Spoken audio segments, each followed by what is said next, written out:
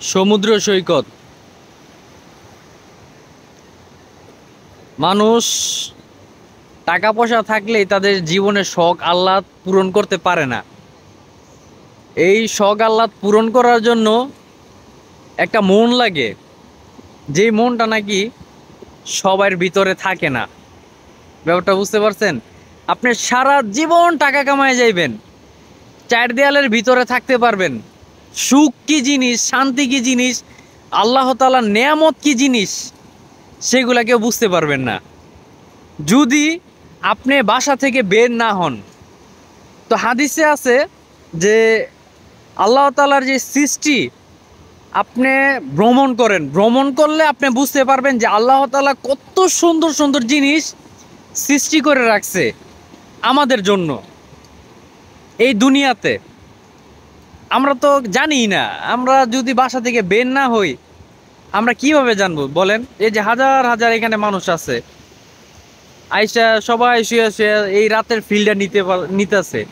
এই যে আমি এখন আছি, আমি তো টাকা পয়সা আহামরি তেমন কামাই না, তো আমার শখ আমি বছরে অন্তত একবার হলেও আমি এই সমুদ্র সৈকতের ধারে আসি। আমার ভাল লাগে, জানি না কেন, আমার অনেক ভাল লাগে। আইসা আমি সময় কাটাই, আমি এখানে রাত্রে প্রায় অনেকক্ষণ 11টা 12টা পর্যন্ত আমি এখানে বসে থাকি, আমার কাছে খুব ভাল লাগে।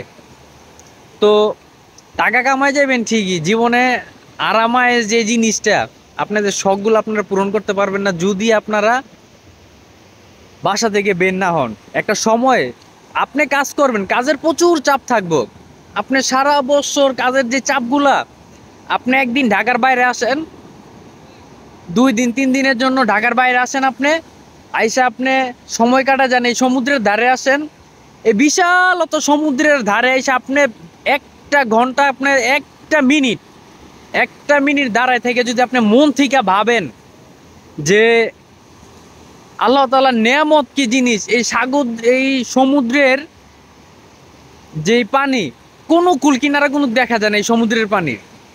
ব্যাপারটা বুঝতে পারছেন? তো আপনার মনটা দেখবেন অনেক বড় হয়ে গেছে, অনেক বড় হয়ে যাইব। দেখবেন যে আপনার ভিতরে যত সারা বছরে যত আবেগ ছিল, কষ্ট ছিল, দুঃখ ছিল, সব কিছু ধুয়ে মুছে শেষ হয়ে যাবে। আবার নতুন করে আপনার মাইন্ডটা ফ্রেশ হবে, আপনি আবার গিয়ে চাকরি বাকরিতে আপনার কাজে কর্মক্ষেত্রে আপনি জয়েন করতে পারবেন, জয়েন করবেন, ভাল লাগবো।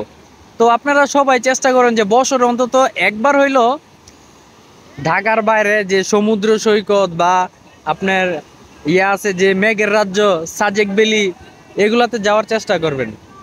ধন্যবাদ সবাইকে, আসসালামু আলাইকুম।